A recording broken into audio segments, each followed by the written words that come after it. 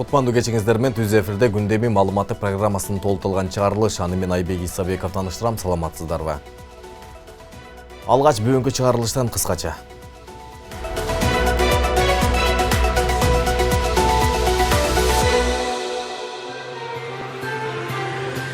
Номер 47 колония бузула башталды. Ордуна турак жай комплекси салынат. Мурун шаардын четинде турган, азыр болсо мына забордун артында школдор курулуп атат, үйлөр турат. Дини экстремисттик идеологияны үгүттөгөн жана оқ-дарыны сактап жүргөн деп шектелип, чет элдик жаран кармалды. Бул тууралуу УКМКдан билдиришти. Папан айыл өкмөтүнө караштуу Алчалуу айылынын тургундары көмүр ташыган унаалардын жолун бөгөдү. Тургундардын бир нече талабы бар. Мына бир күндө 150 сой өтөт. Бизге бир сончолук пайдасы жок. Чаң жутабыз, жол жок, ушу чаң. Баткен шаарындагы жеңиш жана жаштык эс алуу бактары акыркы 20 жылга жакын убакыттан бери кароосуз турат. Акыркы жолу 2005 жылдары жолдоруна брусчатка жаткырылган, парк оңдоого муктаж.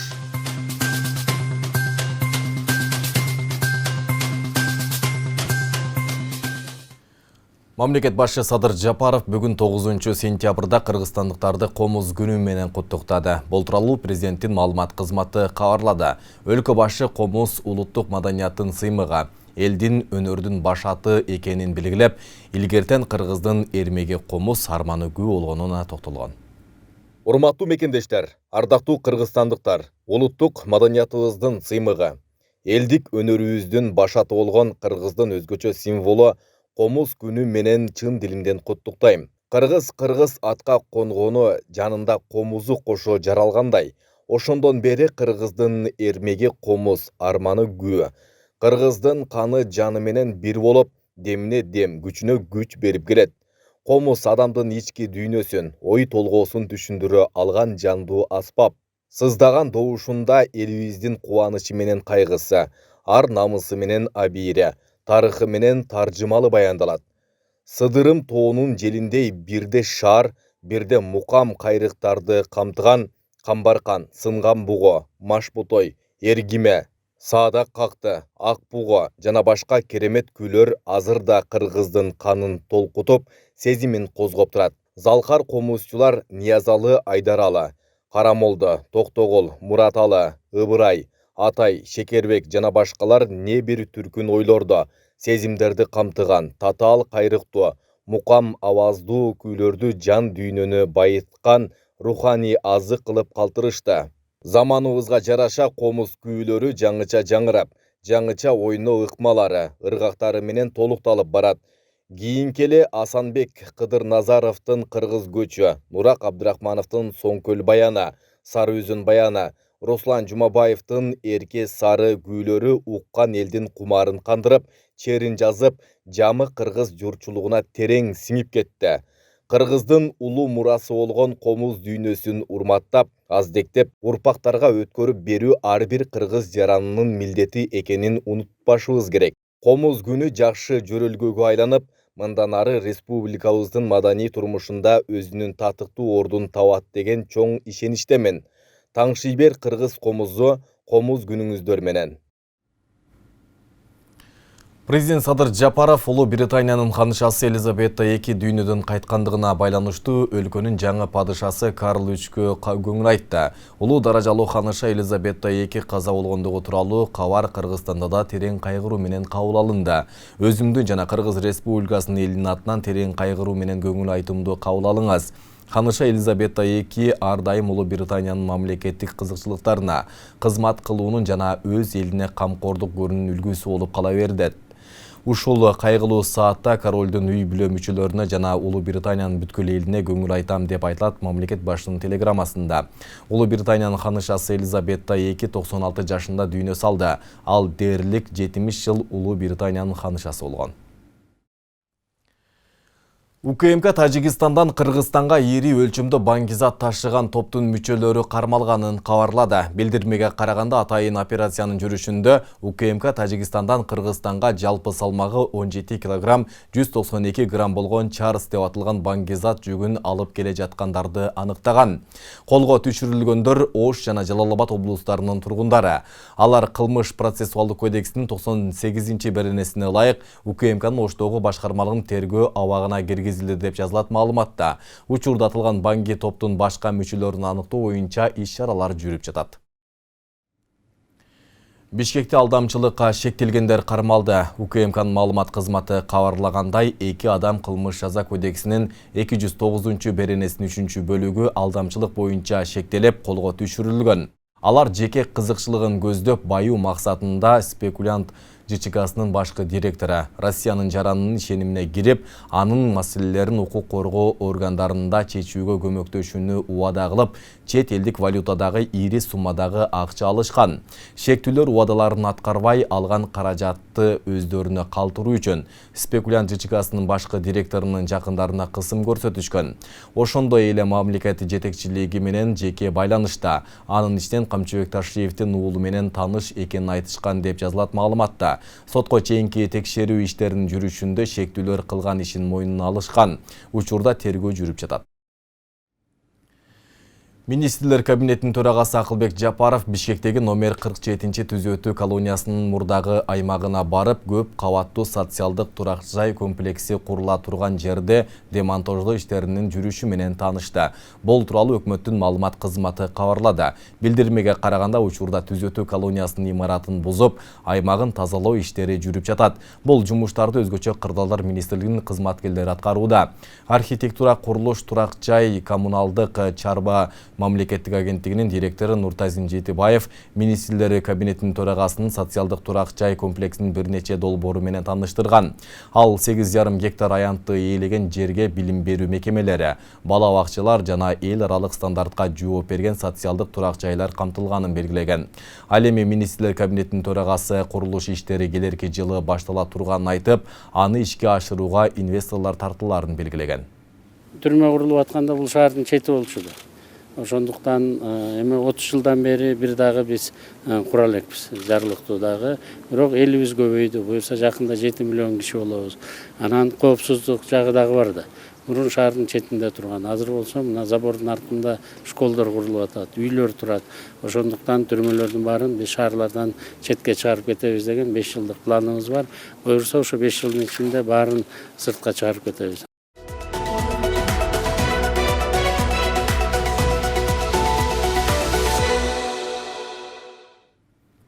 Кече 8-сентябрда Оштун Папан айыл өкмөтүнүн алчалуу айылынын тургундары көмүр казуу иштерине наразычылык билдирип чыгышты. Алар айылдын үстү менен каттаган оор жүк ташуучу унаалар жолду чаңытып, айыл бозоргон тумандан арылбай калганын айтышат. Анын кесепетинен үйлөрдүн эшик терезелерин ача албай, кийим төшөктөрүн эшикке жай албай түйшүк тартып турушат. Электиктердин көйгөйү менен кабарчыбыз Сасел Сыдыкова жеринен таанышып келди. Ayılga çağırdılar, ziyan. Bazı kircü.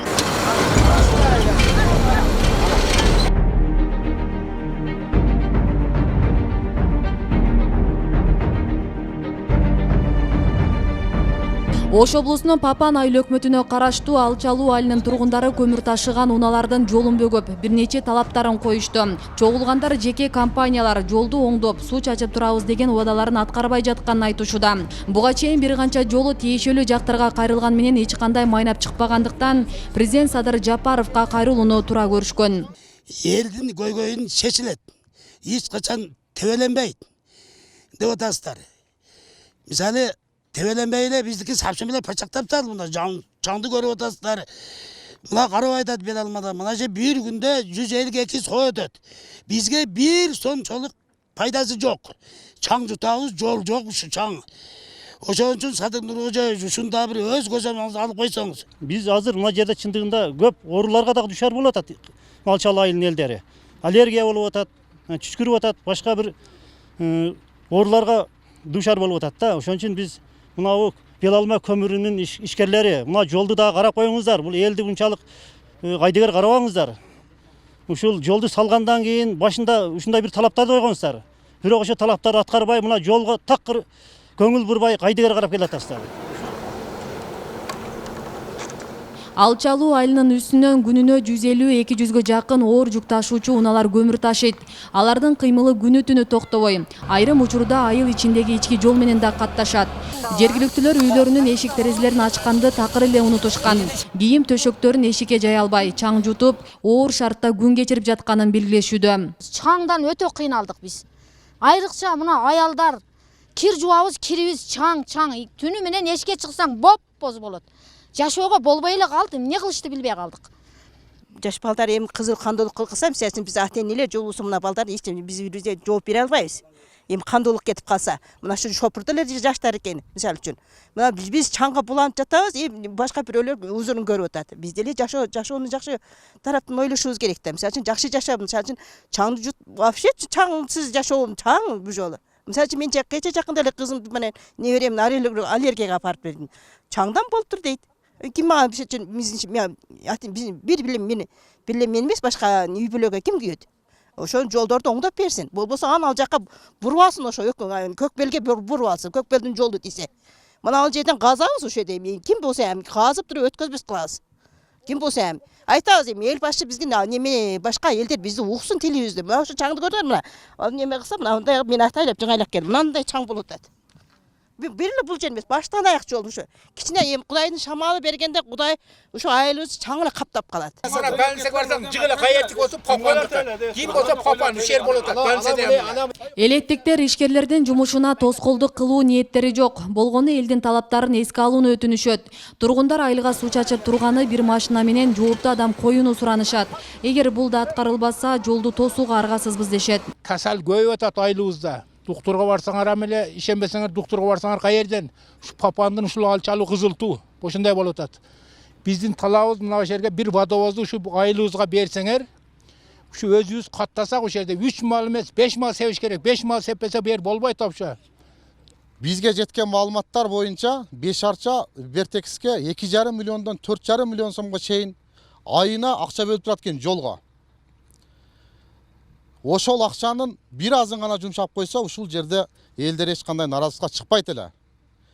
Биз ишкерлердин иштебесине эч кандай каршылыгыбыз жок. Биздин талаптарыбызды аткарып, ушул жолдорду жакшына кылып ордуна келтирип койсун.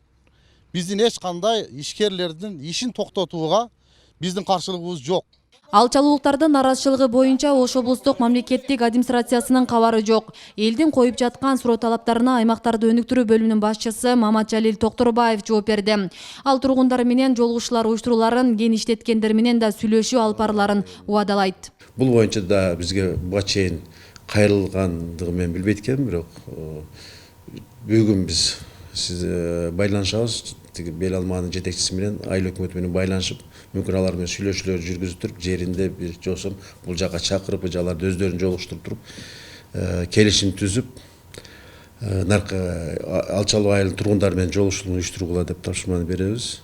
Мүмкүн болсо ошол жерге дагы ошондой эле суу чачуучу машина бир айдоочусун, ошонун айлык акысын карап берүү жагына биз тапшырабыз. Асел Сыдыкова, Илимбек Турсунбай уулу, Регион телеканалы, Ош облусу. Баткен шаарындагы жеңиш жана жаштык эс алуу парктары акыркы 20 жылга жакын убакыттан бери кароосуз турат. Акыркы жолу 2005 жылдары жолдоруна брусчатка жаткырылган. Эс алуучулар үчүн маал менен отургучтар орнотулса да, талкаланып, түнкү жарыктандыруу үчүн коюлган шам чырактары сынып жок болгон. Парктын мындай абалына шаар тургундары жергиликтүү бийликти сындап келишет. Эми атайын долбоор аркылуу эки паркта толугу менен оңдоп түзүүдөн өткөрүлүүсү күтүлүүдө. Кайнелер, энелер көп алып келет да, Москвадан акча келди, балдарымды ойнотуп кой деди деп алып келгендер көп болот берге. Анипа Султанова 2012 жылы жаштык эс алуу паркынын бир бурчун ижарага алып, жаш балдар ойноочу аянтчаны иштетип келет. Күн сайын тазалыгына көңүл буруп турбаса, аз убакытта эле таштандыга толуп калат дейт. Карабасаң берди бардык таштандыга толуп кетет да. Мисалы, кечинде тазалап жийип коюп кетсек да, эртең менен келсең мусор толуп калган болот да. Биринчи очередте эле ушул семечке вообще чактырбаймын. Келгендер тазалыкты карагыла деймин. өзүбүз болсо батутубузду күнүгө эртең менен келгенде сөзсүз түрдө арчып жууп тазалап турабыз. Ушул эле парктын башка аянттары жана шаар ичиндеги экинчи Жеңиш паркы да 20 жылга жакын убакыттан бери кароосуз турат. Эс алуучулар парк деген аты эле болбосо бак дарактардын көлөкөсүнөн башка шарт жок дешет. Чөп чарлар өсүп, дарактардын бут албай калганына көздөрү да көнүп калган. Паркыбызда жакшы бак дарактар бар, бирок ошол жактарга столдорду, түздөрдү жашнак кылып койсо болот. Жана ошондой эле мусор салган урналар жок. Могул жактарды байкап көрсөк. Ошол столдорду коюп оңдосо жакшы болот. Тазалыгын жакшылап карап, могул плиткалар, жолдору, асфальттары сынып кеткен, бардык жагы чөптөр чыгып кеткен цементтерден. Кандай болсо ham bir даракты путап туруп, аналарды путаш керек. Анан кийин сууду коюш керек, бир тирда шыпырыш керек. Таза болсо бул жакшы да. Эми болгонуга боло берет такыр. Дагы башка келебе да. Шунун өзүгө эле тазалык болсо келген адамдын жүзү жарык болот да. Парчабүбү Камилова эс алуу парктарын күн сайын шыпырып тазалап турарын айтат. Тазалык ишканасында шаар боюнча шыпыруучу эки эле кызматкер болгондуктан парктардын тазалыгы боюнча учурдагы абалдан ашыкча жыйынтык күтүүгө болбойт. Айлык маянанын аздыгынан бул кызматта иштөөнү каалагандар да жок го эсе дейт. Биз ушу эки адам иштеп турабыз да. Болгону эките баткен боюнча жетише албай жатабыз. Шаардын ичи боюнча экөөбүз. Шаардын ичи боюнча экитебиз. Шыпырып тазалоого экөөбүз жетише албай жатабыз. Күндө бир айланып шыпырып жатабыз. Жетишпей жатабыз. Эми бизге дагы кичине кошумча болсо, энди адам болсо, көпчүлүк болсок жакшы болот деп турабыз энди. Эс алуу парктарына акыркы жолу 2005 жылга чейинки аралыкта брусчатка жаткырылып, бир аз көңүл бурулган. Быйыл гана Арис программасынын долбооруна ылайык 30 миллион сомго оңдоп түзөөдөн өткөрүлүүсү күтүлүүдө. Азырынча коомчулукка да, жергиликтүү бийликке да бул каражатка эмнелер курулары белгисиз. Шаарда эки паркты сунуш бергенбиз, ошол инфраструктуралардын өркүндөтүү боюнча, көтөрүү боюнча. Ошол эки паркты сунуш бергенбиз, ал жерде ошол Дүниелик банктан келген өкүл проектти полностью өзүбүз түзөбүз деди, өзүбүз жасайбыз деди да. Мындай айтканда, биз жасаган өзүнүн архитектурадан жасагандар ал жактырбады. Дүниелик банк Баткен облусун өнүктүрүүгө деп 50 миллион доллар бөлө турган болгон. Анын жарымы грант эсебинде берилсе, 25 миллион доллары 38 жылга насыяга бөлүнөт. Баткен шаары 2 эс алуу багын оңдоп түзөө боюнча сунушун берип, 2023 жылдын 1-июнуна чейин жумуштар толугу менен аяктайт. Нургазы Жайнаков, Регион телеканалы, Баткен облусу. Бишкек шаарында Кыргыз-Орус маалыматтык технологиялар форуму болуп өттү. Иш-чарага Россиядан келген IT компанияларынын өкүлдөрү жана Кыргызстандын IT адистери катышты. Форумдун жүрүшүндө санариптик технологияларды өнүктүрүү боюнча этаптуу жана системалуу иштерди жүргүзүү маселелери талкууланып, эки тараптуу кызматташууга багытталган келишимдер түзүлдү. Кененирээк кийинки материалда. Бүгүнкү күндө өлкөнүн экономикасын жогорку баскычка чыгаруунун эң артыкчылыктуу багыты санариптик технологияларды пайдалануу болуп саналат. Мындан улам санариптик өнүктүрүү министрлиги бир канча мамлекеттерден, анын ичинде Россиянын ири IT компаниялары менен келишим түзүп, жогорку масштабка чыгууну көздөп жатканын санариптик өнүктүрүү министринин орун басары Индира Шаршенова билдирди. Кыргыз-Орус IT форуму өтүп жатат. Бул жерде Кыргыз-Орус IT форумун эл аралык деп атасак болот. Себеби дегенде бул жерде Россия Федерациясынын өкүлдөрү бар, Беларусь Республикасынын өкүлдөрү бар, анан Кыргыз Республикасынан бул жерде бардык IT сектор жана ошол IT сектор боюнча кандайдыр бир иш алып барып, окуу адистерди даярдап чыгуу жаатында иш алып барган жогорку окуу жайлары да катышып жатат. Кыргыз-Орус маалыматтык технологиялар форумунда Кыргызстанда санариптик трансформацияны ишке ашыруунун бир канча багыттары талкууланды. Катышуучулар санариптик технологияларды өнүктүрүү боюнча этаптуу жана системалуу иштерди жүргүзүүдөгү тажрыйбалар менен бөлүштү. Мы также сотрудничаем с Биз даярдаган программалардын негизинде жогорку окуу жайлар менен кызматташып жатабыз. Азыркы учурда ал программалар тиешелүү адистер тарабынан изделип жатат. Биз сиздердин ар бир салымыңыздарды жоопсуз калтырбайбыз. Жана бул форум биздин тажрыйба алмашууга жакшы шарт түзүп берген кадамдардын бири. Практикабызда байкагандай өнөктөштөрсүз. колдоосуз, тажрыйба бөлүшүүсүз ийгиликтерди жаратуу кыйындай берет. Иш-чарага Россиялык Positive Technologies компаниясынын өкүлү Артем Сычев та катышууда. Ал маалыматтык технология өнүккөн заманда кибер коопсуздук коркунучтарында алдын алуу зарыл экенин баса белгилеп өттү. Это мероприятие достаточно серьезное и значимое. Бул иш-чара чындыгында россиялыктар үчүн да, кыргызстандыктар үчүн да абдан маанилүү болуп саналат. Анткени санариптик технологиялар жаңы баскычка көтөрүлүп жаткан мезгилде эки тарапта тең бул багытта олуттуу иш-аракеттер жүргүзүлүп жаткандыгын айткым келет. Мен россиялык компанияларда маалыматтык коопсуздукту камсыздоо багытында иш алып барам. Андыктан биздин жарандар алып жаткан электрондук сервистер коопсуз болуусу кажет. Жыйындын соңунда катышуучулар IT багыты боюнча бир канча программаларды чогуу ишке ашырууну пландашты. Белгилей кетсек, буга чейин санариптик өнүктүрүү министри Талантбек Иманов менен санариптик экономика уюмунун башкы директорунун милдетин аткаруучу Дмитрий Тёр-Степанов Кыргыз Республикасында санариптештирүү боюнча биргелешкен долбоорлорду ишке ашыруу жана эки тараптуу мамилелерди тереңдетүү максатында кызматташуу жөнүндө меморандумга кол коюшкан. Гүлдана Момунова, Калыс Өмүралиев, Регион телеканалы, Бишкек шаары. Гүлнара Батырова саламаттык сактоо министри болуп дайындалды. Бул тууралуу президенттин маалымат кызматы кабарлады. Билдирмеге караганда тиешелүү жарлыкка Садыр Жапаров кол койгон. Буга чейин Батырованын атылган кызматка талапкерлигин жогорку кеңеш да колдогон. Гүлнара Батырова Кыргыз мамлекеттик медициналык институтунун врач дарылоочу кесибин аяктаган. 2001-2013 жылдары Ош облусунун Кара Суу райондук үй бүлөлүк медицина борборунун директору. Саламаттык сактоо министрлигинин медициналык комиссиянын төрайымы болуп иштеген. Ага удайлы борбордук шайлоо комиссиясынын мүчөсү болуп да эмгектенген.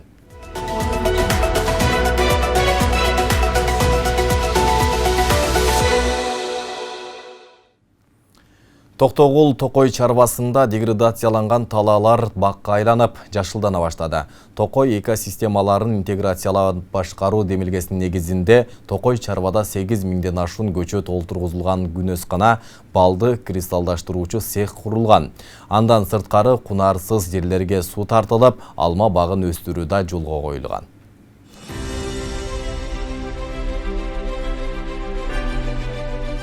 800 чарчы метрден турган Токтогул Токой чарбасында жайгашкан күнөсканада азыркы учурда 8000ден ашуун көчөттүн 7 түрү өстүрүлүүдө.